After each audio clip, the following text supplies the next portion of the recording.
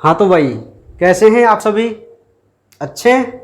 चलिए, तो जैसा कि मैं आपको बता दूं कि कल हमने एक बहुत इंपॉर्टेंट क्वेश्चन की बात की थी, और जिस क्वेश्चन का नाम था वायु परागित पौधों में अनुकूलताएं। ठीक है, कि अर्थात जिन पौधों में एनिमोफिली की घटना होती है, जिन पौधों में वायु परागण की घटना होती है, उन प्लांटों में कौन कौन सी विशेषताएं होती हैं। ठीक है, तो कल के लेक्चर में हमने उस इंपॉर्टेंट क्वेश्चन के बारे में बात की थी, और उसके बाद कल के ही लेक्चर में मैंने एक और दूसरा एग्जाम्पल आपके सामने रखा था, जिसका नाम था हाइड्रोफिली। हाइड्रोफिली यानी कि जल परागण। ठीक है, और कल मैं हालांकि आपको बता चुका था कि भाई कल के लेक्चर में हम फिर एक इंपॉर्टेंट क्वेश्चन को देखेंगे, और उस क्वेश्चन का नाम है वेलिसनेरिया में जल परागण। वेलिसनेरिया में जल परागण। यदि आपको कल की बात याद हो तो मैं आपको बता दूं, आज की जो क्लास है आपके लिए बहुत इंपॉर्टेंट क्लास है। क्यों इंपॉर्टेंट क्लास है? क्योंकि आज ये वो टॉपिक आए हैं आपके सामने जहां से नीट एग्जाम में, जहां से एम्स एग्जाम में बहुत सारे क्वेश्चन पुटअप हुए हैं। आज की जो क्लास है आपके लिए बहुत नॉलेजेबल होगी। मैं गारंटी के साथ कह रहा हूं, आपको बहुत मजा आने वाला है आज की क्लास में। ठीक है, आज आपको मैं एक बहुत इंपॉर्टेंट बात यहां पे बता के चलूंगा। ठीक है, प्रत्येक टॉपिक को और नीट एग्जाम के बारे में थोड़ी सी आज मैं आपको यहां नॉलेज दूंगा। आज क्यों दे रहा हूं भाई? क्योंकि आज मैं बहुत दिन से इस टॉपिक का इंतजार कर रहा था कि जिस दिन ये टॉपिक आएगा उस दिन मैं आपको नीट एग्जाम के जो इंपॉर्टेंट क्वेश्चन है, जो बार बार रिपीट होते हैं, उन क्वेश्चन के बारे में आज आपको यहां बताऊंगा। ठीक है, उससे पहले आज हम बोर्ड एग्जाम की दृष्टि से एक इंपॉर्टेंट क्वेश्चन की बात कर लेते हैं, और जिस क्वेश्चन का नाम है वेलिसनेरिया में जल परागण। मैं आपको बता दूं कि मैं जो टॉपिक आपके सामने लेके आता हूं ना, जो टॉपिक मैं आपको कराता हूं, वो बिल्कुल सत्यता का मतलब मैं संभावनाओं में विश्वास नहीं रखता हूं। मैं संभावना व्यक्त नहीं करता कि ये संभावना है, आ सकता है, आएगा। समझ पा रहे आप मेरी बात को? मैं वास्तविकता से अवगत कराता हूं प्रत्येक स्टूडेंट्स को। ठीक है भाई, तो आज आपको बहुत इंटरेस्ट आने वाला है क्लास में, लेकिन ध्यान से आप समझते हुए चलिए, केवल एक एक पॉइंट को, एक एक टॉपिक को। और जिस टॉपिक को मैं इंपॉर्टेंट बता दूं तो आपको वो टॉपिक तो 100% याद होना चाहिए, 100 की 100%। ठीक है भाई, बिल्कुल। अब सुनिए मेरी बात को, पहले मैं क्वेश्चन की बात कर लेता हूं, फिर अपने बहुत इंपॉर्टेंट बातों के बारे में बात करेंगे आज। तो वेलिसनेरिया में जल परागण, और मैंने इसका नाम जो लिखा हुआ है एपिड्रोफिली लिखा हुआ है। एपिड्रोफिली, सुनिए मेरी बात, ये एपिड्रोफिली का मतलब ये इसकी इंग्लिश नहीं है। मैं आपको बता दूं कि कल जैसे हमने पढ़ा था कि प्लांटों में जो हाइड्रोफिली की घटना है वो दो प्रकार से होती है, एक अधोजल परागण और एक अधिजल परागण। ठीक है, अधोजल क्या था? जिसमें परागण की क्रिया जल के अंदर हो, और अधिजल परागण जिसमें जल की प्रक्रिया पानी के ऊपर हो या सतह पर हो। ठीक है, तो जो अधिजल परागण होता है ना, उसे हम एपिड्रोफिली बोल के चलते हैं। इनके इंग्लिश में उसी समय बताऊंगा, कल इसीलिए नहीं आपको बताई थी। ठीक है, क्योंकि आप भूल जाते हैं। तो एपिड्रोफिली का मीन्स होता है अधिजल परागण। क्या होता है भाई? अधिजल परागण। और अधि मीन्स क्या होता है? ऊपर, माने सतह। किसकी सतह? वाटर की सरफेस, पानी की सतह। तो पहला क्वेश्चन, ध्यान सुनना मेरी बात को, कि वेलिसनेरिया में जो जल परागण होता है वो किस प्रकार होता है? आप कह सकते हैं अधिजल परागण होता है। कल मैंने एग्जाम्पल में भी आपको समझाया था। ठीक है, अब सुनिए, तो पहले मैं इस क्वेश्चन की बात कर लेता हूं। देखिए भाई, यदि आपसे बोर्ड एग्जाम में ये क्वेश्चन पूछा जाएगा, क्योंकि ये पूछा जा चुका है, इंपॉर्टेंट क्वेश्चन है, बहुत इंपॉर्टेंट क्वेश्चन है। ठीक है, तो ये क्वेश्चन ऐसे आएगा कि आपसे पूछ लेगा कि जल परागण क्या है, या देखो 3 नंबर का क्वेश्चन बनता है, 3 नंबर का। तो 2 नंबर का तो क्वेश्चन यही बन जाएगा कि बैलिस नेरिया में जल परागण को समझाइए। अब 1 नंबर के क्वेश्चन के लिए वो क्या करता है, इस क्वेश्चन को कॉमन कर देता है, जोड़ देता है। जैसे वो क्वेश्चन दे देगा परागण क्या है, क्वेश्चन मार्क, वैलिस नेरिया में जल परागण को समझाइए। समझ पा रहे हैं आप मेरी बात को। अब 1 नंबर की तो हो गई डेफिनेशन परागण की, और 2 नंबर का हो गया ये क्वेश्चन, और बन गया 3 नंबर का क्वेश्चन। बिल्कुल क्वेश्चन इसी प्रकार के बनते हैं 3 नंबर के कई बार। ठीक है भाई। अच्छा, अब मैंने तो एग्जाम्पल परागण का मतलब परिभाषा परागण को कहा है। अब कुछ भी पूछ सकता है वो आपसे, चाहे जल परागण ही पूछ ले, स्वयं परागण पूछ ले, पर परागण पूछ ले। ठीक है, तो कैसे भी वो क्वेश्चन दे सकता है। और मैं आपको 11th क्लास से बताता रहा हूं कि आपको टॉपिक पढ़ना है, आपको टॉपिक पढ़ना है। यदि आपका प्रत्येक टॉपिक कंप्लीट होगा ना, आपका कंसेप्ट क्लियर होगा, मैं गारंटी के साथ कहता हूं आपको क्वेश्चनों को समझने की आवश्यकता नहीं पड़ेगी।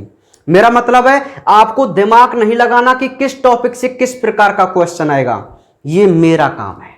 मैं आपको बताऊंगा कि किस टॉपिक से किस प्रकार का क्वेश्चन आएगा।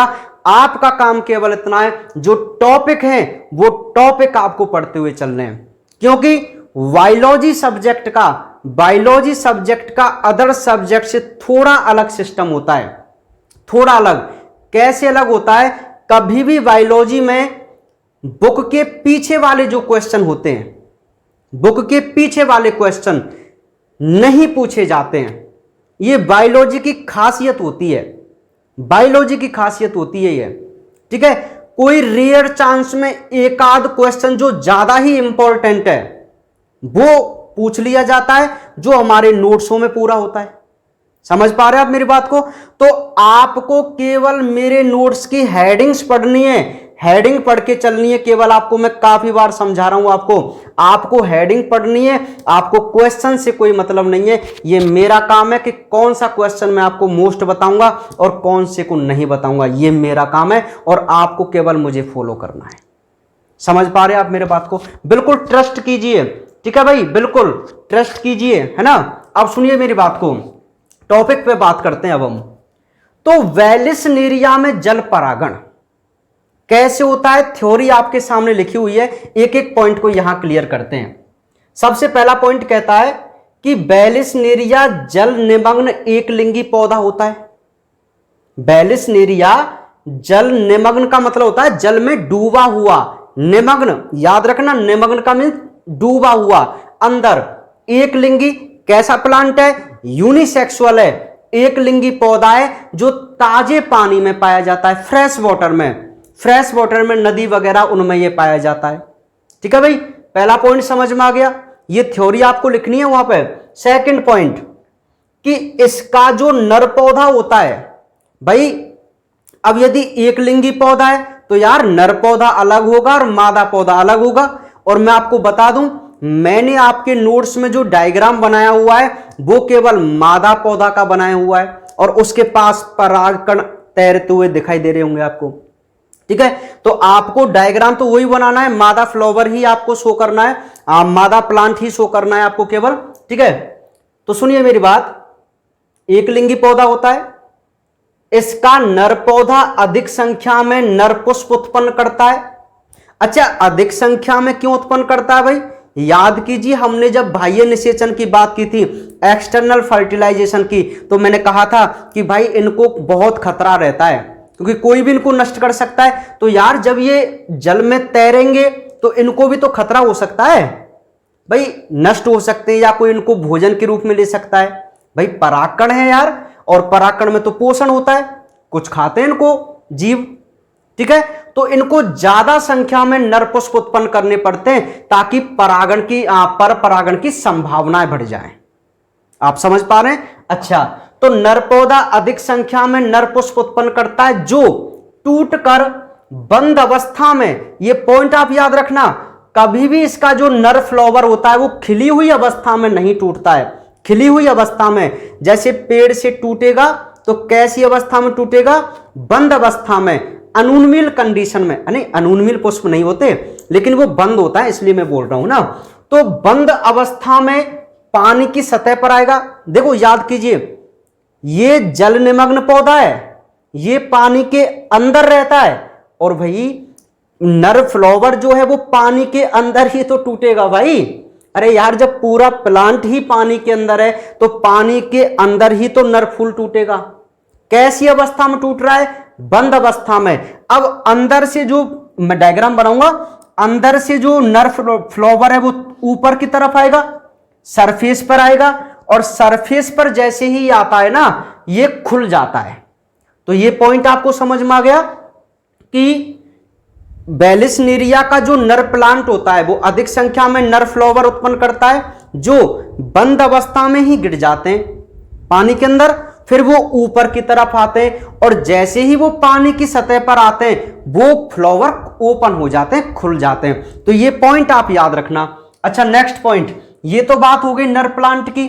अब मादा प्लांट को भी देख लीजिए यार, ये भी बुरा मान जाएगा। तो देखिए मादा पुष्प, अब ये तो नर प्लांट की विशेषता बता दी इसने, अब आप मादा पुष्प की बताइए। तो ये क्या कहता है कि जो मादा पुष्प होते हैं, अरे यार सिंपल सी बात है, मादा प्लांट में लगेंगे मादा पुष्प, वो लंबे कुंडलित वृंत पर लगे होते हैं। कौन से वृंत पर? लंबे कुंडलित वृंत पर लगे होते हैं, जिससे वे पानी की सतह तक आ जाते हैं। बहुत इंपॉर्टेंट, सुनिए मेरी बात, मैं आपको कई बार कहता आया हूं कि प्रकृति ने सभी के लिए अनुकूलताएं प्रदान की हैं ताकि वो अपने लाइफ में सरवाइव कर सकें, जीवित रह सकें। अब इनमें अनुकूलता जरा देखो आप यार, मतलब व्हाट इज सिस्टम, आप इसको क्या सिस्टम बोल सकते हैं यार। देखिए कि प्लांट जो है पूरा पानी के अंदर है, नर फ्लावर अंदर ही टूटता है और वो बाहर ऊपर की आता है, ऊपर की तरफ आता है। लेकिन जो मादा फ्लावर होता है ना, मादा फ्लावर, क्योंकि हम पढ़ रहे हैं ना ये अधिजल परागण है कि परागण की क्रिया पानी की सतह पर होगी, और आपका प्लांट तो पानी के अंदर है। सोचिए आप भाई, प्लांट तो पानी के अंदर है, लेकिन परागण की क्रिया कहां होती है? जल की सतह पर, ऊपर होती है, प्लांट से ऊपर होती है। तो क्या अनुकूलता है कि नर फ्लावर तो अंदर टूटकर ऊपर की तरफ आ जाते हैं, और मादा फ्लावर के पास यह विशेषता होती है कि वो कुंडलित वृंत पर लगा होता है, जिससे वो कहां तक आ जाता है? पानी की सतह पर आ जाता है। आप सोचो यार, नहीं आएगा क्या? जैसे यहां नीचे से कोई प्लांट है तो ये ऐसे ऊपर की तरफ आ सकता है ना, कुंडलित वृंत है। तो अभी डायग्राम बनाऊंगा, पूरा पॉइंट क्लियर हो जाएगा, ठीक है। तो ये नर प्लांट की विशेषता, ये मादा प्लांट की विशेषता, ठीक है भाई। अब नेक्स्ट पॉइंट, तैरते हुए नर पुष्प, तैरते हुए नर पुष्प, इसको आप इंपॉर्टेंट कर लीजिए, हालांकि पूरा ही इंपॉर्टेंट है। ये इंपॉर्टेंट मैं क्यों बता रहा हूं, आपको रीजन समझाऊंगा। तैरते हुए नर पुष्प मादा पुष्प की तरफ आते हैं, प्रवाहित होंगे कि नहीं होंगे बताइए। अच्छा, प्रवाहित ये किसकी सहायता से हो रहे हैं? जल की सहायता से हो रहे हैं ना यार, जल की सहायता से ही तो ये घूमेंगे, अरे तैरेंगे भाई, कैरी आउट होंगे। समझ पा रहे हैं? कौन? नर फ्लावर किसकी तरफ आएंगे? मादा फ्लावर की तरफ। क्यों? क्योंकि मादा फ्लावर भी पानी की सतह तक पहुंचा हुआ है, किसकी सहायता से? लंबे कुंडलित वृंत की सहायता से। Are you get it? अच्छा, तो ये जो नर पुष्प होता है वो पानी की सहायता से तैरता हुआ मादा पुष्प के संपर्क में आता है, और इसके संपर्क में आने से ही इस फ्लावर के क्या फट जाता है? एंथर फट जाता है, पराग कोश फट जाता है। और मेरे प्यारे बच्चों, यदि आपको यह बात पता हो कि नर फ्लावर का जो एंथर होता है उसके अंदर उसके पोलन ग्रेन होते हैं, उसके अंदर उसके परागकण होते हैं, मेल गैमेट होते हैं, बताइए होते नहीं होते? और जैसे ही नर फ्लावर मादा फ्लावर के पास आया, इसके पराग कोश फट गए, परागकण अंदर से निकलकर तुरंत पहुंच जाएंगे मादा फ्लावर की वर्तिकाग्र पर। ये अट्रैक्ट होते हैं, इनको दिखता है ओ यार मादा फ्लावर, ओ यार मादा फ्लावर, चलिए जल्दी कीजिए, और फट जाते हैं और हम इससे चिपक जाते हैं। समझ में आ गई मेरी बात? हाँ बिल्कुल भाई, सिंपल सी बात है कि तैरते हुए नर पुष्प मादा पुष्प के जैसे ही संपर्क में आते हैं, इनके पराग कोश फट जाते हैं। और आपको पता है कि पराग कोश यदि फट गया, स्फुटन हो गया, जो कि एंडोथीसियम से होता है, एंडोथीसियम लेयर से, तो परागकण इससे चिपक जाएंगे। किससे? मादा फ्लावर से। अरे यार, मादा फ्लावर के क्या पंखुड़ियों से चिपकेंगे क्या? किससे चिपकते हैं? स्टिग्मा से, वर्तिकाग्र से। और यदि वर्तिकाग्र तक कोई परागकण आपने पहुंचा दिया ना, तो आप इसी को पॉलिनेशन बोल रहे हैं। और ये जो पॉलिनेशन की घटना हो रही है वो किसकी सहायता से हो रही है? जल की सहायता से हो रही है। तो क्या आप इस घटना को जल परागण के नाम से नहीं जानेंगे? क्या दिक्कत है यार? मुझे तो नहीं लगता इसमें कोई दिक्कत हो। ठीक है, अब नेक्स्ट पॉइंट, जैसे ही परागण की क्रिया हुई, अरे यार परागकण चिपक तो गए मादा फ्लावर से, तो परागण हो गया क्योंकि वर्तिकाग्र से चिपके थे। अब वो कहता है परागण के बाद जो मादा फ्लावर होता है वो पुनः बंद हो जाता है, क्योंकि अब उसके पास परागकण आ गए तो वो बंद हो जाता है, क्योंकि उसमें परागकण पहुंच गए, उसका काम कंप्लीट हो गया, तो बंद हो जाता है। और जो कुंडलित ग्रंथ था ना, वो क्या है, उस पुष्प को अंदर की तरफ खींच लेता है, पानी के अंदर, क्योंकि अब उसका काम हो चुका है भाई, उसको परागकण मिल चुके हैं। तो इस प्रकार है बेलिस्नेरिया में जल परागण। मुझे नहीं लगता आपको इसमें कोई डाउट होगा इस पॉइंट में। ठीक है, अब मैं छोटा सा यहां डायग्राम बना देता हूं, सुनिए डायग्राम को। मैं एक बार देख लूं यार कहां तक दिख रहा है ना, तब मैं इसका डायग्राम बनाऊंगा। हाँ, आपको पूरा दिख रहा है, कोई बात नहीं है। चलिए सुनना मेरी बात को भाई, बहुत अच्छी तरीके से सुनना है ना। ये भैया वो पानी पानी पानी ही पानी है। ठीक है भाई, अच्छा बहुत सारा पानी बना दूं? पानी की तो वैसे ही कमी है, तो जितना पानी हो उतना ही अच्छा रहता है भाई। चलिए ये भाई वाटर है। अब इस पानी में, अच्छा ये पानी की सरफेस है ना, आपको दिखाई दे रही है, ये सरफेस में बना देता हूं। चलिए ये पानी की सतह हो गई। ठीक है, अब होता क्या है, यहां पे मैं प्लांट बना दूं भाई, ये बेलिस्नेरिया प्लांट है। मैं थोड़ा अलग कलर चूज कर लूं क्या? यदि आपको दिख जाए तो, थोड़ा डिफरेंट दिखना चाहिए ना, अगर दिख जाए तो कोशिश कर लेते हैं ना। अच्छा, तो ये भाई जड़ है, जड़ है ना। अब मान लीजिए यार ये प्लांट की पत्तियां हैं, ऐसे ना, कुछ भी हम ऐसे बना सकते हैं। आप समझ पा रहे हैं? मैं जनरली डायग्राम बना रहा हूं एक नॉर्मली। तो ये मान लीजिए इसकी पत्तियां हैं भाई, प्लांट की स्टेम, तना वगैरह पत्तियां, है ना। अब इसमें क्या होता है, इसमें यदि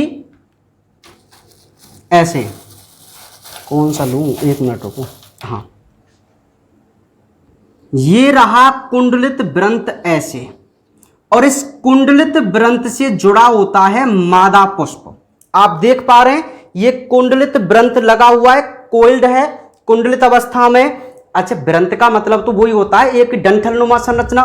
तो कुंडलित व्रंत से जुड़ा होता है मादा फ्लावर, है ना। ये बहुत सारे मादा फ्लावर है इसमें, ये मादा फ्लावर है।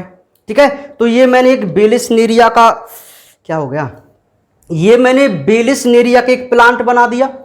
आपको दिख रहा है ये जल के अंदर डूबा हुआ प्लांट है, इसमें तना, जड़, पत्तियां दिख रही हैं। और आपको जो एक कुंडलित संरचना दिखाई दे रही है ना, ये इसका कुंडलित व्रंत है, और इससे जुड़ा हुआ है ये मादा पुष्प। कौन सा पुष्प जुड़ा हुआ है? मादा पुष्प, है ना भाई। अब देखिए आप मेरी बात को, आप बात को सुनिए। क्या मादा पुष्प कुंडलित व्रंत की सहायता से पानी की सतह तक पहुंच रहा है, नहीं पहुंच रहा? आ रहा है ना ऊपर की तरफ। अब सुनो, मान लीजिए इस स्थान पर मैं कोई नर प्लांट बना दूं। सपोज कर लीजिए यार ये नर प्लांट है, ठीक है, ये नर प्लांट है, और इसमें मान लीजिए ये आपका नर पार्ट है, नर फ्लावर है, और ये भी पानी के अंदर डूबा हुआ है ना। तो पता है ये क्या होता है कि जो नर फ्लावर है ना, वो बंद अवस्था में ही ऐसे गिर जाता है। मान लीजिए ये बंद अवस्था में पानी में गिर गया। अब ये जो फ्लावर है ये यहां से ऊपर की तरफ आएगा और पहुंच गया पानी की सतह पर, ये पहुंच गया भाई नर फ्लावर। ठीक है, अब जैसे ही ये पानी की सतह पर पहुंचता है ये ओपन हो जाता है। अब मान लीजिए ये कोई खिला हुआ फ्लावर है, खिला हुआ पुष्प है, आप इसको नर फूल बोल रहे हैं। अब ये नर फूल क्या करता है भाई, अरे मैं फिर फूल बोल रहा हूं यार, फ्लावर है ना। ये नर फ्लावर पानी की सहायता से तैरता हुआ चलता है, और ये जो आपको मादा फ्लावर दिख रहा है ना, मादा फ्लावर ये ऐसे आ जाता है। ठीक है, तो मादा फ्लावर के पास आकर कौन, नर फूल, सॉरी नर फ्लावर, ये ओपन हो जाता है, इसके परागकोश फट जाते और ये इससे फ्यूज हो जाते हैं। कौन, परागकण। कौन भाई? परागकण। और हो तो गई परागण की क्रिया, कहां हुई है? पानी की सतह पर। देखिए नर फ्लावर जो पानी की सतह पर था वो तैर रहा था, किसकी सहायता से तैरेगा यार? पानी की सहायता से तैरेगा। और किसकी तरफ प्रवाहित होगा? मादा फ्लावर की तरफ जाएगा ना, मादा फ्लावर की तरफ जाएगा ना, पानी की सहायता से तैरता हुआ। तो जैसे ही ये मादा फ्लावर के पास आता है, इसके परागकोश फट जाते हैं और परागकण इस फ्लावर की वर्तिका से चिपक जाते हैं और ये फ्लावर या ये व्रंत इसको अंदर की तरफ खींच लेता है और इसमें जल परागण की घटना हो जाती है। क्या दिक्कत है बताइए आपको इस क्वेश्चन में? कितना सिंपल सा तो क्वेश्चन है यार, है ना, और इंपॉर्टेंट भी है। अब आपको मैं एक बार और बता दूं, देखिए बैलिसनेरिया का प्लांट एक लिंगी होता है, ताजा पानी में पाया जाता है। इसके नर पौधे होते हैं जो अधिक संख्या में नर पुष्प उत्पन्न करते हैं। कौन से पुष्प? नर पुष्प उत्पन्न करते हैं। और इसका जो मादा पुष्प होता है, मादा पुष्प जो मादा प्लांट पे लगा होता है वो लंबे कुंडलित व्रंत से लगा होता है, जिससे वो पानी की सतह पर आ जाता है। ठीक है। और ये जो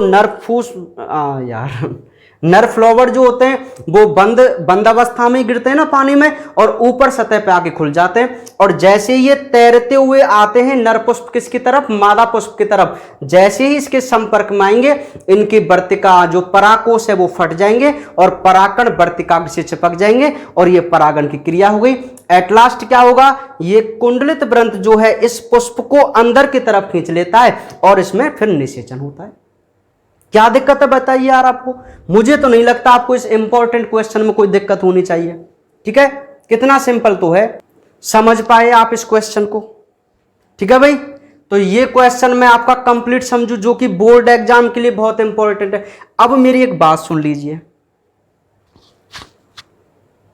नीट में पहले तो आप मेरी इस बात को लिख लेना, पहले आप मेरी बात को लिख लेना कि लिख लेना, नोट्स में लिख लेना और नोट लिख लेना और मेरा नाम लिख लेना, रवि रावत सर ने कहा था ये। ठीक है। और जब भी आप नीट का एग्जाम देना, जब भी आप नीट का एग्जाम दें, तब मुझे याद कर लेना कि सर आपने बहुत अच्छी बात उस दिन बताई थी। डेट लिख लेना। ठीक है, सुनिए मेरी बात, चैप्टर नंबर जो 2 है, चैप्टर नंबर जो 2 है वहां लिख लेना कि इस चैप्टर से नीट एग्जाम में 2 से 3 क्वेश्चन आएंगे। लिख लेना इस पॉइंट को, कॉन्फिडेंट होके बोल रहा हूं, बिल्कुल विश्वास के साथ लिख लीजिए। चैप्टर नंबर 2 के ऊपर जहां आपने चैप्टर नंबर 2 स्टार्ट किया है ना, वहां आप लिख लेना कि इस चैप्टर से नीट एग्जाम में 2 से 3 क्वेश्चन हर साल पूछे जाते हैं। यह बात लिख लीजिए आप। नीट एग्जाम के लिए बहुत इंपॉर्टेंट चैप्टर जो मैं आपको बताऊंगा, एक तो ये वाला चैप्टर और एक जब मैं आपको बायोटेक्नोलॉजी पढ़ाऊंगा ना, जैव अभियांत्रिकी पढ़ाऊंगा, उससे और बहुत ज्यादा क्वेश्चन आते हैं। जहां जहां मुझे लगेगा कि कहां मुझे आपको नीट क्वेश्चन के बारे में बताना है कि कौन सा क्वेश्चन आया है और किसके संभावना है और कैसे आते हैं, वो सारी बात मैं आपको बताती हुए चलूंगा।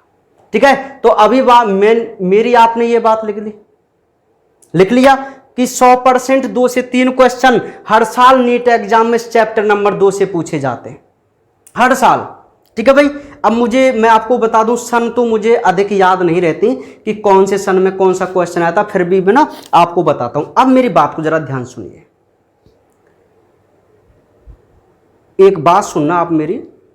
पहली बात, मैं क्या काफी दिनों से सोच रहा था, बच्चों के कमेंट्स आ रहे थे कि सर ये नीट में कैसे क्वेश्चन आते हैं सर।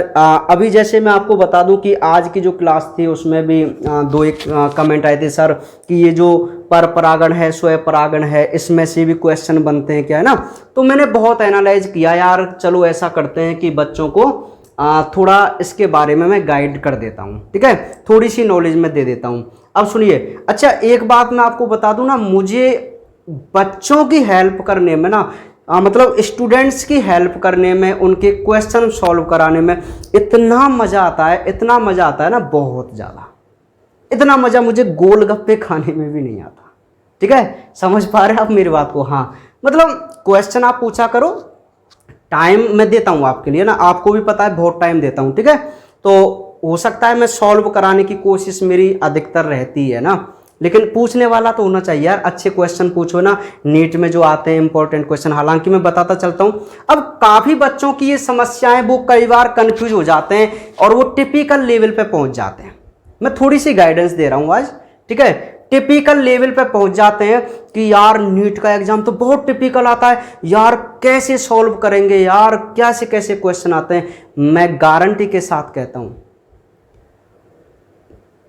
आज मैं आपको अपने टेलीग्राम चैनल पर टीचिंग एक्सपर्ट और बायोलॉजी सॉल्यूशन, और हो सकता है तो इस वीडियो की लिंक में और या अपने ग्रुप पे मैं आपको नीट एग्जाम के सॉल्व पेपर की एक लिंक सेंड करूंगा, ठीक है। समझ पा रहे हैं आप मेरी बात को? उसमें लगभग 20 सालों के एग्जाम है नीट के, आप उनको स्टडी करना थोड़ा इंग्लिश में आप, लेकिन आप समझ पाएंगे क्योंकि मैंने आपकी इंग्लिश भी इतनी कमजोर नहीं रखी है ना, हर पॉइंट में आपको बताता हुआ चलता हूं। आप देखना मेरे द्वारा लिखाए गए जो नोट्स हैं और मैंने जो टॉपिक समझाया है आपको, उनसे 100% तो भाई मैं गारंटी नहीं लेता, 100% तो कोई का ही नहीं होता कभी भी, और जो कहता है ना 100% वो गलत है, ठीक है भाई। समझ पा रहे हैं आप मेरी बात को? 90% जो क्वेश्चन है ना, 90+% आपको क्वेश्चन मिल जाएंगे। मैं आपको संभावनाओं में नहीं, मैं संभावना नहीं व्यक्त कर रहा हूं, मैं आपको सेंड करूंगा। यार आप पे पढ़ना तो आता है ना, आप खुद मिलान नहीं कर सकते क्या? मैं आपको क्यों प्रूफ, मैं मतलब क्यों कहूं कि मैं सत्य बोल रहा हूं, मैं तो झूठ बोल रहा हूं। समझ पा रहे हैं आप मेरी बात को? मैं तो आपसे झूठ बोल रहा हूं, आप मुझ पे, आप क्यों विश्वास करें मेरे पे? आप तो सत्यता पे विश्वास कीजिए ना। मैं जो आपको पेपर सेंड करूंगा ना, एग्जाम सेंड करूंगा, उस एग्जाम में आप क्वेश्चन देखना और फिर आप मिलान करना कि मैं कहां तक सही हूं। आप समझ पा रहे? मैं बोलता नहीं हालांकि क्लास में कभी भी, है ना, लेकिन मैं एक सत्यता जो होती है ना, उसमें मुझे विश्वास है, सत्यता में, प्रूफ में, ठीक है। मैं किसी की भी बात को नहीं सुनता, मैं खुद कॉन्फिडेंट हूं, मैं हमेशा विश्वास में रहता हूं, पॉजिटिव मेरी हमेशा थिंक होती है, सभी की बातों को सुनता हूं लेकिन प्रूफ के साथ उस पर विश्वास करता हूं, ठीक है भाई, बिल्कुल। तो मैं आपको प्रूफ दूंगा, मैं आपको एग्जाम दूंगा, सॉल्व्ड एग्जाम में आपको सेंड करूंगा, आप उसमें देखना कि किस प्रकार के क्वेश्चन इन चैप्टरों से आए हुए हैं और आप देखना कि आप इनको सॉल्व कर पाए या नहीं कर पाए। तब आपको एनालाइज होगा, तब आपको पता चलेगा कि वास्तव में ही नीट कितनी इजी है। ये हवा बना रखा है कि बहुत टिपिकल होती है, बहुत टिपिकल होती है। मैं कहता हूं आप एनसीईआरटी जो सिलेबस है ना, उसकी 11th और 12th को आप एक एक पॉइंट को क्लियर कर लीजिए, गारंटेड आपका सिलेक्शन है। और यदि आप टिपिकल लेवल में फंस गए ना कि यार नीट का तो बहुत बड़ा एग्जाम आता है, पता नहीं कहां से क्वेश्चन आते हैं, कहां से क्वेश्चन आते हैं, कितने एग्जांपल्स दूं, क्या फाउंडेशन के साथ क्या मतलब हर बच्चे तैयारी करने जाते हैं? बिल्कुल नहीं। कुछ बच्चों का मतलब मैं कहता हूं ना, 100 में से 20-25% बच्चे ऐसे होते हैं जिनका सिलेक्शन 11th 12th के साथ ही हो जाता है एक जनरल स्कूल से। नीट में आईआईटी थोड़ा टिपिकल है, नीट बहुत ईजी है, ठीक है भाई। तो बिल्कुल आप कॉन्फिडेंट रहकर इन टॉपिकों को पढ़िए, एक एक पॉइंट को पढ़िए। और अब मैं कुछ क्वेश्चन आपको बता रहा हूं और मैं आज जो ये क्वेश्चन आपको मैं सेंड करूंगा, तो आप देखना उसमें किस किस प्रकार के क्वेश्चन इन चैप्टरों से बने। बाकी के चैप्टर नहीं देखने, जो चैप्टर आते जाएंगे मैं आपको उस टॉपिक क्वेश्चन बताता हुआ जाऊंगा, ठीक है। तो बिल्कुल यार उसी प्रकार के क्वेश्चन बनते रहते हैं, कोई अलग से नहीं आते क्वेश्चन। ये सिलेबस क्यों दिया है? ये सरकार पागल है क्या? पहले तो आप मुझे ये बताओ। ये सरकार यदि एक्स्ट्रा क्वेश्चन देती तो भाई हम इस सिलेबस से क्यों जूझते, इसको क्यों पढ़ते? समझ रहे? बेसिक क्वेश्चन ये कहते हैं ना कि अलग से क्वेश्चन आते हैं। मैं कहता हूं यार मुझे बता दीजिए आप कहां से क्वेश्चन आते हैं। बेसिक क्वेश्चन आता है, टॉपिक वही होता है लेकिन वो थ्योरी चेंज कर देता है, वो लाइन चेंज कर देता है। अभी मैं आपको बताऊंगा कैसे लाइन चेंज करता है और आपको कितना कॉमन सेंस रखना है।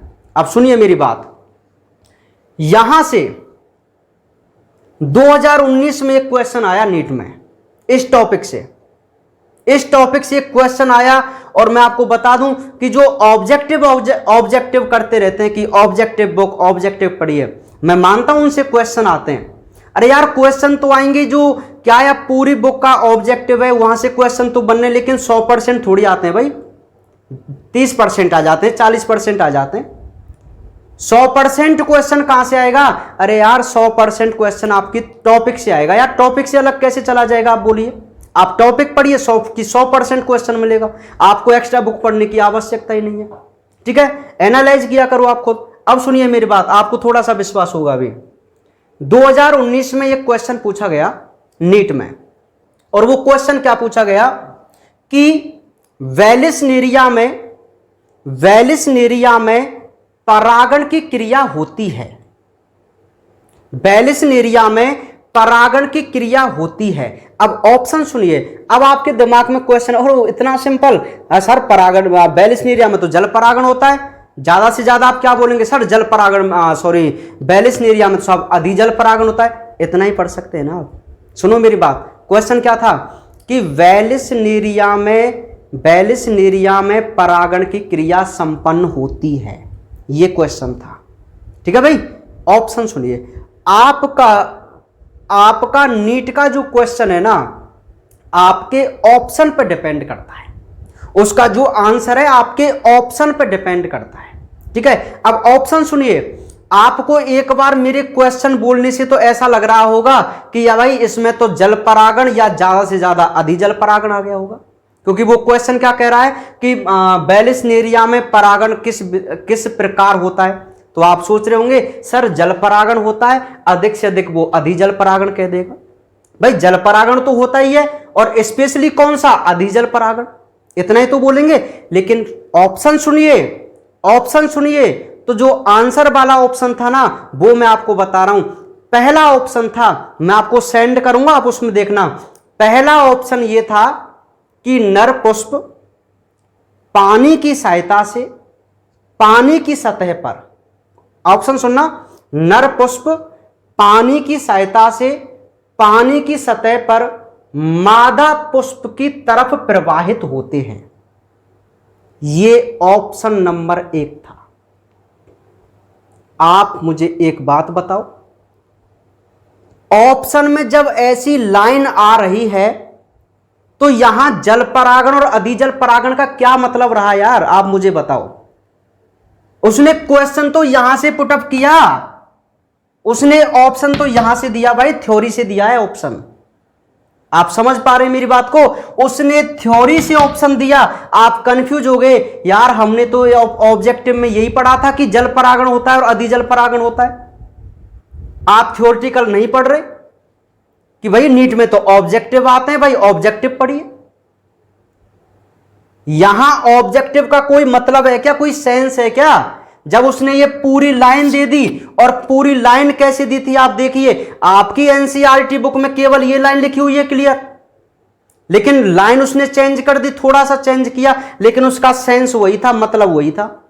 उसने दिया कि नरपुष्प पानी की सहायता से जल की सतह पर तैरते हुए या मादा पुष्प की तरफ प्रवाहित होते हैं।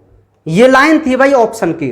ठीक है, अब इस लाइन को देखिए कि तैरते हुए नरपुष्प मादा पुष्प के संपर्क में आने से इसके परागकोश फट जाते हैं और परागकण चिपक जाते हैं। तो इस लाइन, उसने तो क्या है, थोड़ा सा कॉमन सेंस पूछा है यार। कॉमन सेंस के क्वेश्चन और ट्रू और रॉन्ग वाले स्टेटमेंट वाले क्वेश्चन और मिलान वाले क्वेश्चन, ये 3 प्रकार के क्वेश्चन के मेजॉरिटी ऑफ चांस होते हैं। नंबर ऑफ क्वेश्चन इस प्रकार के बहुत होते हैं। आप देखना यार एग्जाम में 3 प्रकार के क्वेश्चन वो अधिक देता है। एक तो मिलान वाले, एक स्टेटमेंट वाले, मेरी बात समझ रहे हैं, एक मिलान वाले, एक स्टेटमेंट वाले, और एक बेसिक क्वेश्चन, मतलब जो आपकी नॉलेज पे डिपेंड करते हैं, कॉमन सेंस पे डिपेंड करते हैं। यही 3 प्रकार के पैटर्न से हमारे नीट का या किसी भी कंपटीशन एग्जाम बना होता है। ठीक है, तो ये पॉइंट था उस क्वेश्चन का, उस ऑप्शन का। तो आप अंदाज लगाइए कि आपको नीट क्लियर करना है तो आप कैसे उसको सेलेक्ट करेंगे, कैसे आप उसको फाइट करेंगे। आप टॉपिक पढ़िए, टॉपिक पढ़िए, मैं गारंटी के साथ कहता हूं। मैं अभी आपको 2-3 क्वेश्चन बताऊंगा, तब आपको पूरा यकीन हो जाएगा कि आखिर वास्तव में ही क्वेश्चन कैसे बनते हैं। प्रूफ आपके सामने, मैं आपको एग्जाम भेज दिए। ठीक है, अब सुनिए मेरी बात। अब ये बात समझ में आ गई आपको, क्वेश्चन कैसा था और ऑप्शन कैसा था। तो ऑप्शन के अकॉर्डिंग क्वेश्चन का आंसर होता है भाई।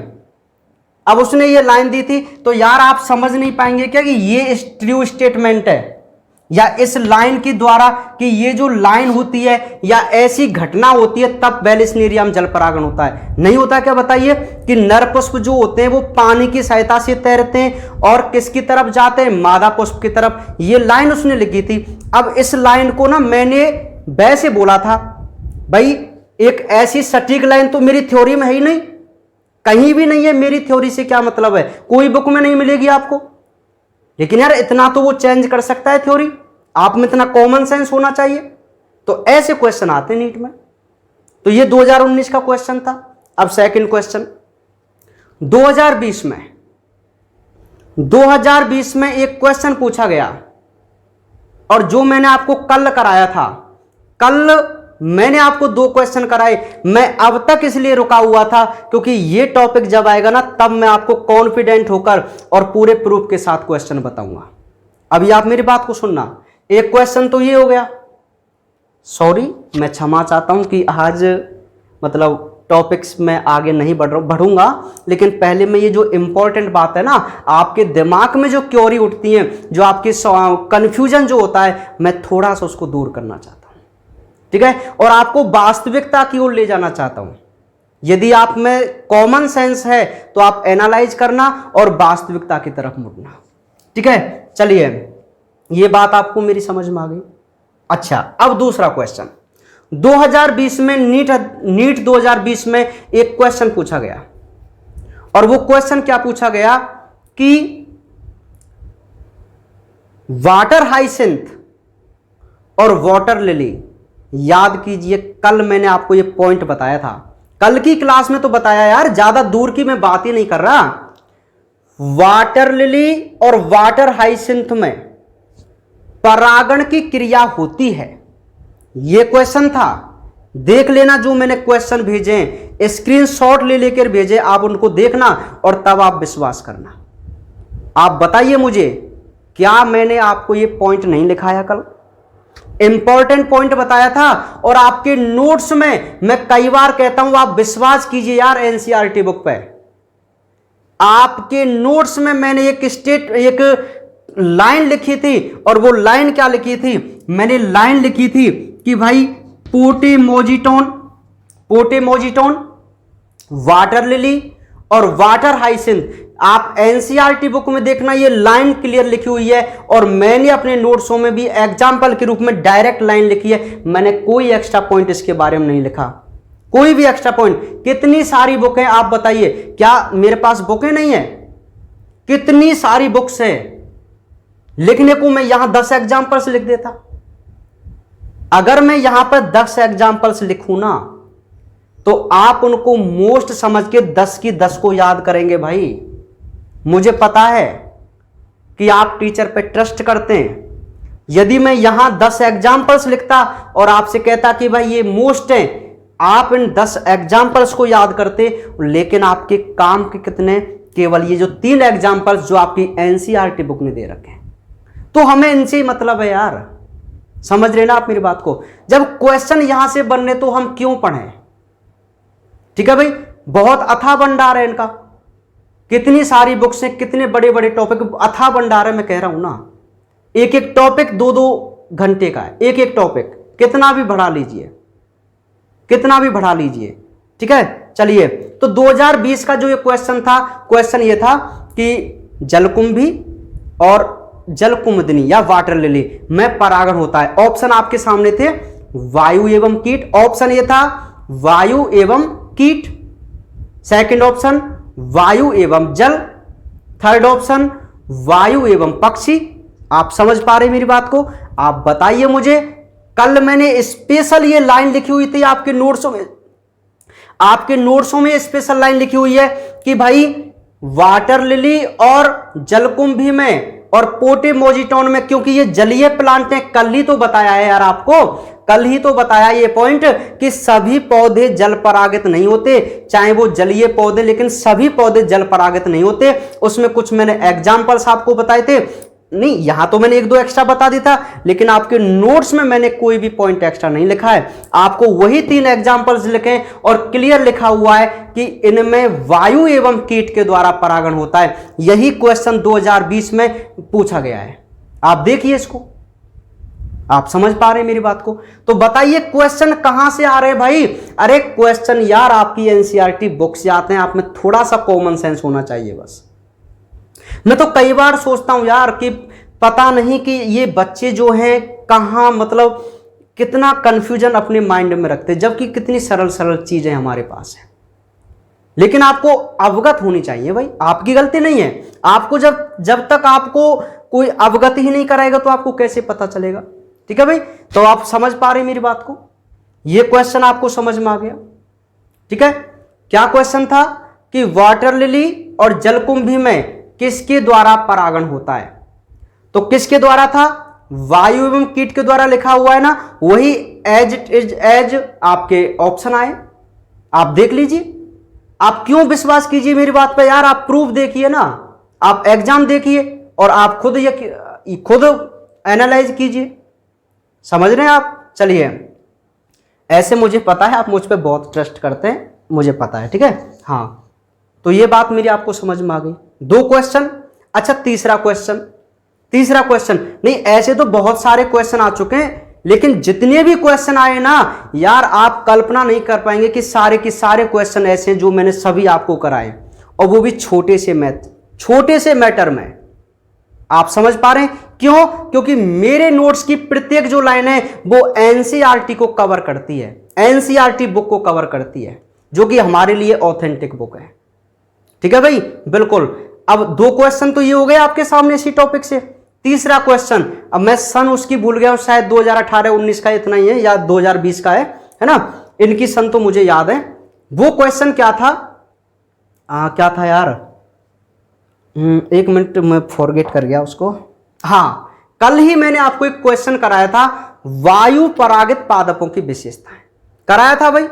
अच्छा, अब उसमें यार आप यकीन करना, मुझे तो कई बार ना हंसी आती है कि देखिए, कल मैंने वायु परागित पादप की अनुकूलता वाले टॉपिक में एक पॉइंट लिखा था लास्ट में कि कुछ पौधों के पुष्पों के अंडाशय में एक अकेला बीजांड होता है और इनके पुष्प क्रम में पुष्प गुच्छे में लगे रहते हैं।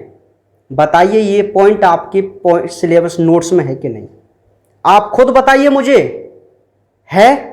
ठीक है, स्पष्ट लिखा हुआ है, पूरी लाइन लिखी हुई है।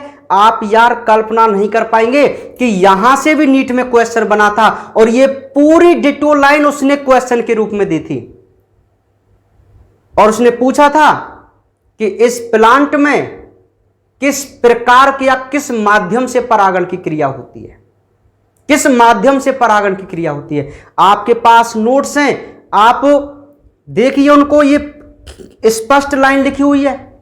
कल भी मैं आपको, शायद ये चौथा पॉइंट था, सबसे लास्ट वाला पॉइंट था, और वहां लिखा हुआ था कि वायु परागित जो पादप होते हैं इनके अंडाशय में अकेला बीजांड होते हैं और इनके पुष्पक्रम गुच्छे में लगे रहते हैं। एग्जाम शायद ब्रैकेट में लिखा हुआ था भुट्टा, और भुट्टा लगता है मक्का में, और मक्का में कौन सा परागण होता है? विंड पॉलिनेशन होता है। मक्का में एनिमोफिली की घटना होती है, उसमें विंड के द्वारा परागण होता है, वायु के द्वारा परागण होता है। और यही लाइन देकर उसने पूछा था कि इस प्लांट में परागण की क्रिया किससे होती है। तो आप बताइए, क्या आपको ये ऑब्जेक्टिव क्वेश्चन वाली किताब में मिलेगा कभी भी? ये क्वेश्चन आपको ऑब्जेक्टिव बुक में मिलेगा क्या? अरे वो तो हर साल पैटर्न चेंज करता है, वो तो हर साल पैटर्न चेंज करता है। यदि ऑब्जेक्टिव बुक आप पढ़ के, यदि आप ऑब्जेक्टिव क्वेश्चन पर जाके यार 100% कर जाएंगे ना, तो फिर ये थ्योरेटिकल और नीट कंपटीशन क्लास है ना, वहां आपको पढ़ने की जरूरत ही नहीं है। आप ले आइए कितनी भी बुक ले आइए, ऑब्जेक्टिव बायोलॉजी वाली और ऑब्जेक्टिव नीट वाली, क्या वहां से आप सेलेक्ट कर पाएंगे क्या? थ्योरेटिकल पढ़िए यार। ऑब्जेक्टिव क्वेश्चन ना कितने भी बन जाएंगे। अभी मैं आपको बता दूं, अभी मैं आपको बता दूं कि 12th क्लास में जो अभी पैटर्न चेंज हुआ है बोर्ड एग्जाम का, वो ये था कि भाई कुछ क्वेश्चन अब ऑब्जेक्टिव आएंगे। तो बच्चे कंफ्यूज हो गए, सर आप हमें ऑब्जेक्टिव नहीं कराते, सर आप हमें ऑब्जेक्टिव कराइए। मैं उनसे एक बात बोलता हूं, आप एग्जाम दीजिए, आप एग्जाम दीजिए, एक भी ऑब्जेक्टिव क्वेश्चन ऐसा आ जाए ना जो मैंने आपको नहीं बताया, तब आप मेरे से बोलना। कभी भी ऑब्जेक्टिव क्वेश्चन ना, ऑब्जेक्टिव जो क्वेश्चन बनते ना यार, आपकी लाइन से बनते हैं, आपकी थ्योरी से बनते हैं। ठीक है भाई, बिल्कुल थ्योरी से बनते हैं, है ना। तो आपको इस चीज को ऐसे पढ़ते हुए चलना है। इनका सार एक ही है कि आपको बायोलॉजी में तो टॉपिक से मतलब है, और सब्जेक्ट की मुझे नहीं पता। बायोलॉजी में आपको केवल टॉपिक पढ़ना है भाई। आप समझ पा रहे हैं मेरी बात को? चलिए, मुझे पता है कुछ बच्चे बोर हो रहे होंगे, कुछ कह रहे होंगे यार ये पढ़ा क्यों नहीं रहा है। नहीं, कुछ होते हैं आप पास, हर तरीके के बच्चे होते हैं, एक्सेप्शंस बहुत हैं, है ना। कुछ को ये बातें मेरी बहुत अच्छी लग रही होंगी, कुछ को ये लग रही होंगी पता नहीं ये क्यों आ गया आज, पता नहीं क्या हो गया इसको। समझ पा रहे? कोई बात नहीं, मैं आपको थोड़ी सी नॉलेज देनी थी, वो मैं आपको दे चुका हूं। ठीक है, समझ पा रहे हैं आप मेरी बात को? क्योंकि काफ़ी बच्चे पूछते रहते, तो मेरे मन में ये सवाल उठा कि यार चलो कोई बात नहीं, एक दिन इनको मैं थोड़ा सा बता दूं कि भाई आखिर ये नीट एग्जाम में क्वेश्चन कैसे आते हैं और कैसे आपको हैंडल करना है। ठीक है, ये आपके भले के लिए, मेरे भले के लिए नहीं है। ठीक है, समझ पा रहे हैं? मुझे तो केवल इसी में खुशी होगी यार, हमारा स्टूडेंट है वो आज MBBS कर रहा है। ठीक है, क्योंकि बहुत सारे बच्चे आज हमसे जब मिलने आते हैं ना, वो जो सेलेक्ट होते हैं वो बोलते हैं सर आपका जो मोटिवेशन था ना, वो उस वजह से हम मतलब आज सेलेक्ट हो पाए। बहुत सारे बच्चे जो हमसे पढ़ गए और वो MBBS भी कर रहे हैं ना। समझ पा रहे हैं? 2 बच्चे तो डॉक्टर्स भी हो गए, क्योंकि लगभग मुझे 8वां साल है, ज़्यादा टाइम तो नहीं है, 8वां साल है मेरे पढ़ाने का। ठीक है, तो जब मैं दूसरी या तीसरी बार जो मेरा बैच था, तो उसमें एक स्टूडेंट था, उसने फाइट किया था और 1 साल तैयारी भी की थी उसने। ठीक है, हाँ चलिए कोई बात नहीं, आपका भी नंबर आएगा, लेकिन आप मेरी बातों पे थोड़ा सा विश्वास कीजिए और इसको फॉलो किया करें। ठीक है, हाँ अब सुनिए, तो 2 क्वेश्चन आपको पता चल गया। अब देखिए 3 क्वेश्चन मैंने आपको बताए, है ना, और तीनों क्वेश्चन देखिए आप कल्पना कर पाते कि यहां से क्वेश्चन आएंगे। ठीक है, मैंने उस दिन क्यों नहीं बताया आपको, क्योंकि मैं आपको एक साथ इन तीनों क्वेश्चन को रिलेट करना चाहता था। अब बताइए ये रिलेट हुए ना तीनों क्वेश्चन, क्योंकि 2 क्वेश्चन हमने कल पढ़े थे और 1 क्वेश्चन आज पढ़ लिया, और मुझे समझाने के लिए 3 क्वेश्चन मिल गए। अब मैं कल उनको बताता कि लाला ये आया हुआ है, आज इसको बताया तो थोड़ा इंटरेस्ट नहीं आता। ठीक है, चलिए कोई बात नहीं, तो ये आपको बात समझ में आ गई। अब बहुत सारे ऐसे क्वेश्चन हैं जो मैं आपको बताता हुआ चलूंगा कि ये क्वेश्चन नीट में आया था ना, ऐसे आया था। तो यहां आज का जो मेरा समझाने का मतलब था ना, वो केवल ये था कि मैं आपको अवगत कराना चाहता हूं वास्तविकता से। मैं आपको अवगत कराना चाहता हूं वास्तविकता से कि आखिर नीट एग्जाम को हम फाइट कैसे करें। देखो सब टीचर्स के अलग अलग तरीके होते हैं, मैं सभी टीचर्स की रेस्पेक्ट करता हूं। सब ऐसा कोई टीचर नहीं है जिसके पास नॉलेज नहीं हो। बिल्कुल जो भी टीचर होता है ना, जो यहां पर खड़ा हो गया ना, वो रेस्पेक्टेबल है भाई, वो सम्मानीय व्यक्ति होता है, वो अपनी तरफ से हर स्टूडेंट को बेस्ट देने की कोशिश करता है। बिल्कुल श्योर, कोई भी ऐसा टीचर नहीं है इस दुनिया में जो किसी भी स्टूडेंट का बुरा चाहता हो। ठीक है भाई, बिल्कुल, है ना। लेकिन तरीके सबके अलग अलग होते हैं भाई, कोई किसी प्रकार बताता है, कोई किसी प्रकार बताता है। मैं इस प्रकार बता रहा हूं, आपको अच्छा लगे तो ठीक है, नहीं तो कोई बात नहीं है। ठीक है, चलिए अब टॉपिक पे आ जाए ना, कोई बात नहीं। मैं टाइम देख लूँ यार, आज तो मुझे लगता है बहुत ज़्यादा टाइम हो गया ना। अरे रे, ये तो एक ही टॉपिक हुआ आज, कोई बात नहीं है ना। चलिए आगे बढ़े। अब सुनना मेरी बात को, तो ये जल परागण वाला जो क्वेश्चन आपको समझ में आ गया, है ना। अब जो मैं आपको नीट के एग्जाम भेजूंगा ना, आप उसमें देखना 2nd चैप्टर के और उसके आप क्वेश्चन मिलाना एक पार्ट से। अच्छा, जो चैप्टर नंबर 1 है ना, उसमें बहुत कम क्वेश्चन बनते हैं। जैसे मैंने 8-10 साल के एग्जाम देखे तो उसमें मुझे शायद 2-3 ही क्वेश्चन मिले थे जो चैप्टर नंबर 1 से बने थे। ठीक है, एक तो वही था कि किस पौधे में मतलब एक बार फूल लगते हैं, तो मैंने लिखा हुआ है बांस वाला जो है ना, वो क्वेश्चन आया हुआ था ना। ऐसे 2-3 क्वेश्चन थे, ज्यादा नहीं थे। लेकिन 2nd चैप्टर मैंने कोई ऐसा एग्जाम ही नहीं देखा जिसमें 2 से 3 क्वेश्चन नहीं हुए यार इनके। तो इसलिए मैंने आपको ये बात लिखा दी है। तो आप अब मेरी ये बात लिख जरूर लेना, क्योंकि आपको पता चल जाएगा कि ये चैप्टर नीट के लिए ज्यादा इंपॉर्टेंट है ना। नहीं, बोर्ड एग्जाम में तो है ही भाई 4 नंबर का, और नीट के लिए भी है। तो मैं अक्सर बच्चों से कहता रहता हूं कि आप ना केवल टॉपिक पढ़ते जाइए, आप ऐसे मत कीजिए सर मुझे नीट तक करना है, मुझे ये करना है। यार आप टॉपिक तो क्लियर कीजिए, आपकी नीट भी चलती जा रही है और बोर्ड एग्जाम भी चलता जा रहा है। अब बताइए, जैसे प्रेजेंट में बिल्कुल मतलब फ्रेश ये क्वेश्चन पूछे गए, तो क्या मैंने आपको ये नहीं बताया? क्या बोलिए, क्या आपके लिए बोर्ड एग्जाम के लिए इंपॉर्टेंट नहीं है क्या? समझ रहे यार, यहीं से क्वेश्चन आते हैं। कई बार मैं आपसे कहता रहता हूं कि क्वेश्चन एक्स्ट्रा थोड़ी आते हैं, कॉमन सेंस पर यहीं से पूछे जाते हैं। चलिए, तो अब मैं इसको साफ कर दूं, है ना। ये आप 3 प्रकार के क्वेश्चन समझ गए। कल वाला जो क्वेश्चन था, देखिए कितना अच्छा क्वेश्चन है ना, कि अंडब वाला क्वेश्चन आप कल्पना कर पाते कि ऐसा भी क्वेश्चन बन जाएगा नीट में? समझ रहे हैं आप मेरी बात को? यार देखना, मुझे तो कई बार ऐसा होता है, मतलब लगता है कि यार इसके तरीके देखो क्वेश्चन बनाने के। मैं वास्तव में बहुत एनालाइज करता हूं इन चीज़ों पे, है ना। देखता रहता हूं कि यार क्वेश्चन का पैटर्न क्या हो सकता है, आखिर उस एग्जामिनर के क्या दिमाग हो सकता है, बहुत एनालाइज करता हूं, ठीक है। तब आपके सामने बात रखता हूं ताकि कोई मिस्टेक नहीं हो मेरे से। और मेरी एक मिस्टेक आपके लिए बहुत खतरनाक होगी, क्योंकि टीचर की मिस्टेक ना स्टूडेंट्स के लिए वास्तव में खतरनाक होती है, ठीक है। तो मेरी पॉसिबिलिटी तो यही होती है कि बहुत कम मेरे से गलती हो, है ना, ताकि आपको एक अच्छी नॉलेज मिल सके ना, ये मेरी कोशिश रहती है हमेशा। चलिए, तो ये आपको समझ में आ गया भाई।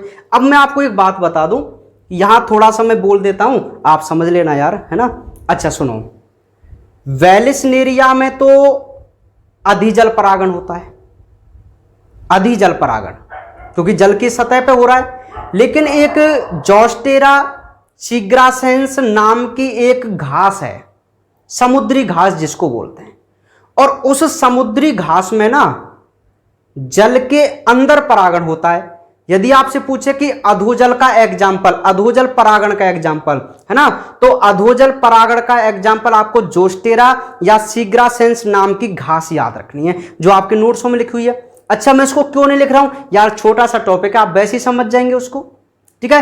कि ये जो घास होती है ना, उसमें जब यार मैं खुद कह रहा हूं कि इसमें परागण की क्रिया जल के अंदर होगी है, तो श्योर है यार इसमें नर पुष्प को अंदर ही छोड़ना पड़ेगा और मादा फ्लावर भी अंदर होंगे और दोनों परागित हो जाएंगे। हो गया समुद्री घास में जल परागण, वो भी कैसा? अधोजल परागण। क्या दिक्कत है यार उसमें? समझ पाए आप मेरी बात को? ठीक है, नहीं आई आपको समझ में? तो ये जो 2 क्वेश्चन है ना, ये आपके जल परागण वाला टॉपिक कंप्लीट होता है, ठीक है। तो ये 2 क्वेश्चन कौन कौन से? एक तो भाई वेलिस्नेरिया जल परागण और एक समुद्री घास में परागण, ठीक है। अच्छा, समुद्री घास वाला जो परागण है उसमें क्वेश्चन एक और आप याद रख सकते हैं कि इनके जो परागकण होते हैं वो लंबे फीते जैसे होते हैं। ये आपके लिए नीट में क्वेश्चन बन सकता है, ठीक है, कि जो समुद्री घास के जो सिग्रासेंस है, जोस्टेरा है, नाजास जोस्टेरा वगैरह जो भी है ना, इनके जो परागकण होते हैं वो कैसे होते हैं? फीते नुमा आकृति के होते हैं, निष्क्रिय होते हैं, ठीक है। तो ये हमारा एक क्वेश्चन था भाई। तो ये हमारा कंप्लीट हुआ जल परागण। अच्छा, जल परागण में एक और पॉइंट यदि आपको याद रहे, आपके नोट्सों में लिखा हुआ है कि जिन पौधों में जल परागण होता है उनके परागकणों पर श्लेष्मा का आवरण होता है। किसका आवरण होता है? श्लेष्मा का आवरण। क्यों है भाई श्लेष्मा का आवरण? क्योंकि श्लेष्मा एक चिकना पदार्थ है और ये पानी के अंदर रहते हैं ना, तो श्लेष्मा की वजह से ये सड़ते गलते नहीं है। कौन? परागकण। तो ये एक विशेषता होती है जल परागित पौधों के परागकणों की कि इनके परागकण एक श्लेष्मा युक्त पदार्थ से कवर होते हैं, ढके हुए रहते हैं, ठीक है भाई। तो ये आपको बात समझ में आ गई।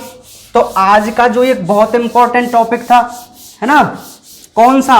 वेलिस्नेरिया में जल परागण और समुद्री घास में जल परागण, ठीक है भाई। तो मैं आपको बता दूं कि अब हमारा एक टॉपिक कंप्लीट हो गया है और उस टॉपिक को आप बोलते हैं जल परागण। और इसी के साथ मैं कहूं तो आपके जो परपरागण का जो अजैविक माध्यम था वो भी कंप्लीट हो गया है, ठीक है। तो मैंने कहा था कि आपके लिए अजैविक जो माध्यम है वो बहुत इंपॉर्टेंट है, ठीक है। तो अजैविक माध्यम में देखिए दो प्रकार के क्वेश्चन, एक तो वायु परागित पादपों की अनुकूलता और बैलिस्नेरिया में जल परागण, ये आपके लिए बहुत इंपॉर्टेंट है, ठीक है भाई। और कितने सारे नीट के क्वेश्चन बने यार, अभी तो और आएंगे, अभी तो आपने देखा क्या है, अभी तो ये ट्रेलर है, अभी तो ये ट्रेलर है, अभी और देखिए क्या क्या बातें अभी आपको आगे मिलती हैं। चलिए आज की वीडियो थोड़ी लंबी हो जाएगी, नहीं ज़्यादा भी बड़ी नहीं है, आप घबराना मत। चलिए भाई, तो इसके बाद हम बात करते हैं अब जैविक घटक की। जैविक घटक, तो मैं आपको बता दूं जैविक घटक के द्वारा जो परागण होता है, जैविक घटक में हमारे सबसे पहले आते हैं कीट, उसके बाद आते हैं पक्षी और उसके बाद आते हैं चमगादड़। चमगादड़, ठीक है भाई, कीट परागण, पक्षी परागण और चमगादड़ परागण, ये जीव जंतु है, तो ये जैविक घटक है। अब मेरे पॉइंट को थोड़ा फास्ट में बोल रहा हूं और समझना इसको। देखिए भाई, कीट परागण जिसको आप एंटोमोफिली के नाम से जानते हैं, सबसे पहले तो आपको यही शब्द याद रखना है कि एंटोमोफिली क्या है, कीट परागण, ठीक है। जल्दी जल्दी में थोड़ा बोल रहा हूं, अब सुनिए। जिन पौधों में कीटों के द्वारा परागण होता है, अब देखिए भाई, अगर इनमें स्पेशल परागण किसी माध्यम से हो रहा है तो उनके पास कोई ना कोई विशेषता होगी तभी हो रहा है ना। जैसे जिनमें वायु के द्वारा परागण होता है उनमें कुछ विशेषता होती है तब होता है, जल के द्वारा होता है उनमें विशेषता तब होता है। लेकिन जो कीट परागित पौधे ना, उनके पुष्पों को आकर्षक मकरंद युक्त और आकर्षक, चमकदार और मकरंद युक्त होना आवश्यक है। क्यों भाई, कीट कब आएंगे, कीट तो तब आएंगे ना जब कोई फ्लावर में मकरंद हो, नेक्टर हो, मकरंद को नेक्टर बोलते हैं इंग्लिश में ना, नेक्टर है ना, और नेक्टर बोलते हैं। तो मकरंद होना चाहिए, आकर्षक होने चाहिए, चमकदार होने चाहिए। कौन से पुष्प, जिनमें कीटों के द्वारा परागण होता है, किनके द्वारा, कीटों के द्वारा परागण। तो अब मैं आपको बता दूं, यही क्वेश्चन नीट में पूछा गया था। सन मुझे याद नहीं है, आप देख लेना कौन सन में है, आपके पास सॉल्व पेपर है, आप उनमें देख लेना। क्वेश्चन ये था कि भाई, अब क्वेश्चन का तरीका सुनिए, क्वेश्चन कैसे पूछा था कि आकर्षक, मकरंद युक्त या उपहार दाता, उपहार मतलब रिवार्डेड, रिवार्डेड इसका भी एक बहुत अच्छा पॉइंट है, मैं यहां लिख दूं रिवार्डेड। रिवार्ड का मतलब क्या होता है, शायद उपहार देना होता है, मतलब किसी को रिवार्ड करना है ना, गिफ्ट वगैरह देना है ना। अच्छा, बहुत अच्छा क्वेश्चन था कि आकर्षक व रिवार्डेड पादप होते हैं या उनमें परागण होता है, तो कौन से पादप ऐसे होते हैं भाई, कीट परागित पादप। कैसे पादप, कीट परागित पादप। तो वहां लिखा हुआ था इंसेक्ट पॉलिनेशन है ना, विंड पॉलिनेशन ऐसे। तो कीट परागित पादपों का कैसा होना जरूरी है, आकर्षक, मकरंद युक्त और उपहार दाता। अब ये रिवार्डेड प्लांट है ना, ये भी बहुत इंपॉर्टेंट है, इससे भी एक नीट में क्वेश्चन बना था, वो भी आपको बताऊंगा, ठीक है। तो ये बात समझ में आ गई। ये जो मैंने टॉपिक है ना, 5 क्वेश्चन आए हुए इससे नीट से, नीट में 5 क्वेश्चन, 3 तो वो हो गए, चौथा ये हो गया आकर्षक वाला और ये कीट परागित है ना। अच्छा, इसके एग्जाम्पल्स तो यार आप जानते ही हैं, इनके एग्जाम्पल्स क्या होने चाहिए, मधुमक्खी वगैरह होनी चाहिए, जिन जो 80% 100% जो कीट परागण होता है ना, उसमें अकेली 80% परागण की क्रिया हनी भी करती है मधुमक्खी, ठीक है। आपको यहां क्वेश्चन क्या याद रखना है कि जिन पौधों में कीटों के द्वारा परागण होता है उनकी क्या विशेषताएं होती हैं, एक तो वो आकर्षक होने चाहिए, एक वो चमकदार होने चाहिए और एक वो मकरंद युक्त होने चाहिए, ठीक है। और ये उपहार भी देते हैं प्लांट कीटों के लिए। अब ये कैसे उपहार देते हैं मैं अगले पॉइंटों में आपको बताऊंगा, या मैं यही बता देता हूं, उस बात को मैं यही खत्म कर देता हूं, ठीक है। सुन लीजिए, आपके लास्ट में एक पॉइंट लिखा हुआ है, नोट वाला पॉइंट लिखा हुआ है। एक है एमोर्फोफेलस नाम का प्लांट और एक है युक्का। ये युक्का है ना, ये युक्का, ये नाम तो आपको चाहे अटपटा लग रहा हो, लेकिन ये युक्का नीट एग्जाम में आया हुआ है। युक्का, इस युक्के को आप हल्के में मत लीजिए, ये नीट एग्जाम में क्वेश्चन आया हुआ था। तब मैं आपसे कहता हूं कि आप सत्यता की पहचान कीजिए, ठीक है। 5 क्वेश्चन मैंने आपको बताए, आपके सामने प्रूफ है, आप नोट्स देखना, एक एक पॉइंट लिखा हुआ है, तब आपको मालूम चलेगा, तब आपको पता चलेगा कि हमें किस प्रकार स्टडी करनी है। आपके, मुझे लगता है आज बहुत सारे बच्चों के लगभग 80% जो कंफ्यूजन है वो समाप्त हो गई होगी, ठीक है, और उनको नया रास्ता मिल गया होगा कि आखिर हमें नीट की रणनीति कैसे तैयार करनी है, हम कैसे नीट को फाइट करेंगे, ठीक है। बिल्कुल यार, मैं कहता हूं ना, बहुत सिंपल है, आप यकीन मानिए, मैं ऐसा क्यों कहता हूं, क्योंकि मैंने भी 2 साल नीट की तैयारी की थी, और बाई लक में बोलता हूं, बाई बैड लक, बदकिस्मती से एक थोड़ा आर्थिक अभाव था, और दूसरी बात, मेरी फिजिक्स बहुत कमजोर थी। मेरी फिजिक्स ना इतनी वीक थी ना, अब मैं क्लास में भी बताता रहता हूँ ना, इसमें कोई छिपाने की बात नहीं है। फिजिक्स की वजह से, क्योंकि हमारे टाइम पे 2 एग्जाम लगते थे, एक प्री और एक मेन, तो मेन एग्जाम में थ्योरी लिखनी पड़ती थी, ऑब्जेक्टिव हो जाता था, मैं दोनों बार पास था, लेकिन जो मेन एग्जाम था ना, उसमें कभी भी फिजिक्स ने मुझे पार नहीं होने दिया, और मैं बहुत मेहनत करता था, लेकिन फिजिक्स आज तक मेरे पे नहीं हुई। आई हेट फिजिक्स, ठीक है। हाँ, बायोलॉजी बहुत अच्छी थी। चलिए, तो तब मैं आपसे कहता हूं, आप ट्राई करते रहिए, आपको सक्सेस एक बार जरूर मिलेगी, बिल्कुल पढ़ते रहिए।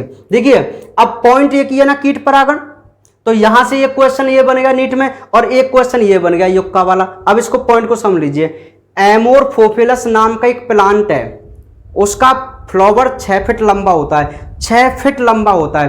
तो उस फ्लावर में क्या होता है पता है, कि उस फ्लावर में बहुत सारे जो कीट है ना, वो अपने अंडे वगैरह दे देते हैं। तो उपहार स्वरूप उपहार दे रहे हैं ना, किसको, कीटों के लिए। कौन, प्लांट क्या गिफ्ट कर रहे हैं, कि आवास प्रदान कर रहे हैं यार, कि आप अपना जीवन चक्र चलाइए हमारे अंदर।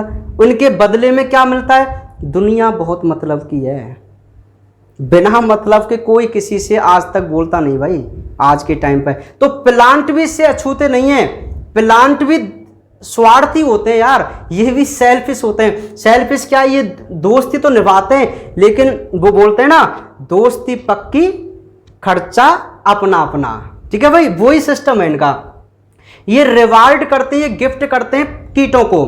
कैसे, कि तू मेरे अंदर रहकर अंडे दे, अपना जीवन चक्र कर, और बदले में मुझे परागित कर, मतलब मेरे अंदर परागण की क्रिया करवा, मेरे परागणों को दूसरे पुष्प के पास पहुंचा, ऐसे। तो दोनों का काम चल रहा है। तो एमोरफोफिलस और युक्का, जो दोनों प्लांट है ना, दोनों जो प्लांट हैं, ये कीट परागित पौधे होते हैं, कि जिनमें कीटों के द्वारा परागण होता है, और ये इनको रिवार्ड प्रदान करते हैं। तो यहां नोट से उसने एक क्वेश्चन तो ये बना दिया कि रिवार्डेड और अट्रैक्टिव जो प्लांट हैं वो कीट परागित पौधे। आप देखो क्वेश्चन कैसे घुमाता है वो। और एक क्वेश्चन उसने स्पेशल बना दिया। कैसे बनाया क्वेश्चन, अच्छा एमोरफोफिलस में तो यही पॉइंट है, 6 फीट लंबा है इसमें ना, इतना। अब युक्का पौधे की एक अलग से पॉइंट लिखा हुआ है कि एक मौत, जिसको हम सलभ बोलते हैं, सलभ एक कीट होता है ना, सलभ एक कीट होता है, आगे भी इसकी चर्चा करेंगे हम। सलभ नाम का एक कीट है, और वो कीट क्या करता है, इस युक्का पादप का जो अंडाशय होता है ना, अंडाशय, जैसे मान लीजिए ये फ्लावर है, और इस फ्लावर में ये अंडाशय, तो इस अंडाशय के अंदर ये अपने अंडे देता है। कौन, सलभ। कौन देता है भाई, सलभ नाम का कीट इस युक्का पादप के अंडाशय में अपने अंडे देता है ना। तो युक्का को बदले में क्या मिलता है, युक्का को बदले में मिलता है कि इसका परागण हो जाता है, और सलभ को क्या फायदा मिलता है, इसको अंडे देने के लिए सुरक्षित जगह मिल जाती है। तो एक बात बताइए, इन दोनों का सहजीवन नहीं है क्या, मतलब ये अपना जीवन चक्र, अपना दोनों का जीवन चक्र साथ साथ कर रहे हैं, नहीं कर रहे, कर रहे हैं ना। तो यही क्वेश्चन पूछा गया था कि वह पादप, क्वेश्चन क्या था नीट में, वह पादप जिसके बिना सलभ कीट, या ऐसा पादप जो सलभ कीट के बिना, या सलभ कीट और ये पादप दोनों एक दूसरे के बिना अपना जीवन चक्र पूर्ण नहीं कर पाते, वो पादप है। ये क्वेश्चन था, क्वेश्चन। अब देखिए ये लाइन यार, आपको नीट एग्जाम में यदि मिल जाए, आप छोड़ेंगे क्या इस क्वेश्चन को, क्योंकि मैंने अपने नोट में बिल्कुल पॉइंटेड बात की हुई है, पूरी लाइन लिखी हुई है, और आपके पास एग्जाम है ही, आप उसमें देखना क्या थ्योरी है। इंग्लिश में है, थोड़ा थोड़ा आप समझ जाना, है ना, समझ रहे ना। तो अब आपको पता चल गया कि आखिर नीट में क्वेश्चन कहां से आते हैं, कहां राज है नीट के क्वेश्चन का, कहां छिपा हुआ है इनका राज। इनका राज हमारी एनसीईआरटी बुक में और नोट्सों में छिपा हुआ है। ठीक है, पहचानो केवल आप इनको। 5 क्वेश्चन बता दिए मैंने इस टॉपिक से, 5 क्वेश्चन, बहुत बड़ी बात है 5 क्वेश्चन नीट में इन्हीं टॉपिक से। ठीक है भाई, तो बिल्कुल बहुत चांस बनते हैं इस चैप्टर से। बहुत सारे क्वेश्चन अभी आपको आगे भी आएंगे, तब भी मैं आपको बताता हूं चलूंगा, तब आपको यकीन होगा कि वास्तव में ये चैप्टर हमारे लिए कितना इंपॉर्टेंट है। और मैंने पहले ही कहा था कि मैं आपके हर पॉइंट को क्लियर कराऊंगा, लेकिन मैं 12th बोर्ड और नीट लेवल से कराऊंगा केवल भाई, जो आपके लिए इंपॉर्टेंट है। ठीक है, समझ गए भाई। तो ये कीट परागित बात हो गई, जिसमें रिवार्डेड उसकी बात हो गई, आप दोनों पॉइंट कर लेंगे। अच्छा, पक्षी परागण, पक्षी परागण को आप इंग्लिश में ऑर्निथोफिली बोलते हैं, ऑर्निथोफिली। तो मैं आपको डायरेक्ट बता देता हूं कि जिन पौधों में पक्षियों के द्वारा परागण होता है, उनके जो फ्लावर हैं वो नलिकाकार होने चाहिए, कुंभाकार होने चाहिए, घड़े जैसी आकृति के या नलका रूपी आकृति के। आपको मैं बता दूं, एक सनबर्ड और एक हमिंगबर्ड। हमिंगबर्ड ना बहुत अच्छी चिड़िया होती है। हमिंगबर्ड हमारे संसार की सबसे छोटी चिड़िया है। हमिंगबर्ड सबसे छोटी चिड़िया होती है, और उसके पास एक विशेषता होती है हमिंगबर्ड के पास, कि वो अपनी गर्दन को पीछे की तरफ मोड़कर भी आगे उड़ सकती है। याद रखना, ये कंपटीशन एग्जाम में क्वेश्चन पूछा गया था जनरल साइंस में, अपने जो अपने आते हैं ना एसएससी वगैरह उनके एग्जाम, वहां ये क्वेश्चन पूछा गया था कि कौन सी चिड़िया है जो गर्दन को पीछे की ओर मोड़कर भी आगे की तरफ उड़ सकती है। तो वो हमारी हमिंगबर्ड है, सबसे छोटी चिड़िया, बहुत अच्छी होती है। आप नेट पर सर्च करना हमिंगबर्ड, आपको एक बहुत अच्छी सी चिड़िया मिलेगी। और मैं आपको बता दूं, आपने जो कनेर का पौधा देखा है ना, उसमें कनेर का जो पौधा होता है उसमें पीले रंग के नलिकाकार फूल लगे रहते हैं। तो उनमें नलिकाकार फूलों में वो अपना क्या करता है भाई, नलिकाकार फूलों में वो अपनी मतलब मकरंद ग्रहण करती है हमिंगबर्ड। छोटी सी चिड़िया होती है, थोड़ी ब्लैक से कलर में, तो वो हमिंगबर्ड है ना भाई। तो पक्षी परागण के वाला पॉइंट याद ना, ज्यादा इंपॉर्टेंट नहीं है। चमगादड़ की बात करें तो देखिए, चमगादड़ क्या है। अच्छा, चमगादड़ के द्वारा भी परागण होता है। क्यों होता है कि कुछ पौधों के जो फ्लावर है ना, वो दिन में नहीं खिलते। अरे यार, दिन में नहीं खिलेंगे तो फिर उनमें परागण कैसे होगा। तो कुछ पौधों के फ्लावर रात में खिलते हैं। तो आपको पता ही ना, ये निशाचर है चमगादड़। चमगादड़ कोई पक्षी नहीं है, ये स्तनधारी है, मैमेलिया है। चमगादड़ एक निशाचर प्राणी है, मतलब रात्रि में उड़ता है। ठीक है, तो भाई रात्रि में ये उड़ता है तो ये भी मकरंद वगैरह ग्रहण करता है, तो ये परागण में सहायता करता है। लेकिन कौन से प्लांटों में, जिनके फ्लावर रात में खुलते हैं, जैसे कदम्ब, कचनार, बालम खीरा है ना। आप ऑफलाइन होते तो बहुत हंसते, मुझे पता है, अब भी हंस रहे होंगे आप, है ना। हाँ, कोई बात नहीं, ये आपके एंटरटेनमेंट के लिए मैंने शब्द बताया था, है ना। चलिए यार, थोड़ा देख, एंटरटेनमेंट भी जरूरी है ना। आप 1 घंटा और 6-7 मिनट की क्लास हो गई, आप बोर हो गए होंगे मुझे लग रहा है ना, तो थोड़ा बहुत हंस लिया करो, है ना।